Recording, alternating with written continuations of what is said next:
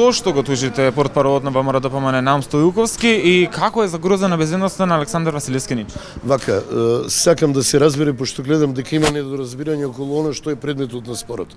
Ние за 27-ми многу пати кажавме дека и е манлива пресудата и дека таму се злоупотребени комплетно правата на обвинетите и дека се судени за исти настан во 4 различни групи каде што луѓето наистина добија огромни казни. И тоа е неспорно.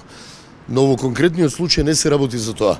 Во конкретниот случај се тврди дека таа пресуда е донесена само врз основа на исказот на сведокот Александар Василевски Нинџа, што не е точно, затоа што тој бил обвинет и не е сведок, има право да се брани како што сака, а во својот исказ не спомна ниту едно лице. Значи, он ја даде својата одбрана, а пресудата од 1000 и нешто страни е базирана врз основа на 36 сведоци, куп други материјали и воопшто не тврдиме дека е исправна. Не, апсолутно не. Зошто би бил клучен кога доби и самиот казна? Би бил сведок.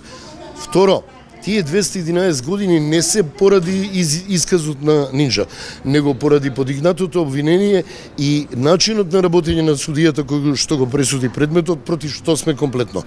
Но од друга страна, ако бараме да се запази на вистина правдата и правниот систем, факт е дека Александар Василевски Нинџа не дал таков исказ, дека пресудата не е базирана врз основа на неговите искази, а со самото тоа му се загрозува безбедноста затоа што луѓето кои што се осудени, како што и кажа сам, да го цитирам, симпатизерите на ВМРО, може да помислат дека на вистина истиот е клучен за таквата пресуда, што воопшто не го става во некоја позиција каде што би се чувствувал комотно и пријатно, ниту он, ниту неговото семејство.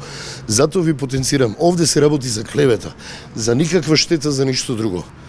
Предметот како предмет е еден и за него многу сме зборували, сме пишувале, но да се тврди дека еден човек е одговорен за судбината на другите обвинети во ситуација каде што има куп материјални докази, куп сведоци и едно несовесно работење, едно чудно работење на судечкиот судија е навистина некоректно.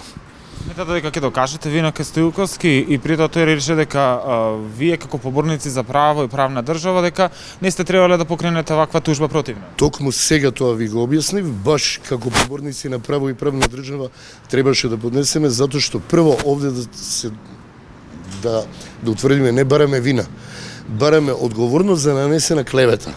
Клеветата е повторувам дека Александар Василевски Нинџа врз основа на неговиот исказ е донесена пресуда и луѓето се судени 211 години. Второ, дека се пазарел заради таа своја изјава и е помилуван, а не е помилуван. Колку има закани? Не, има општо закани, се чувствува несигурен.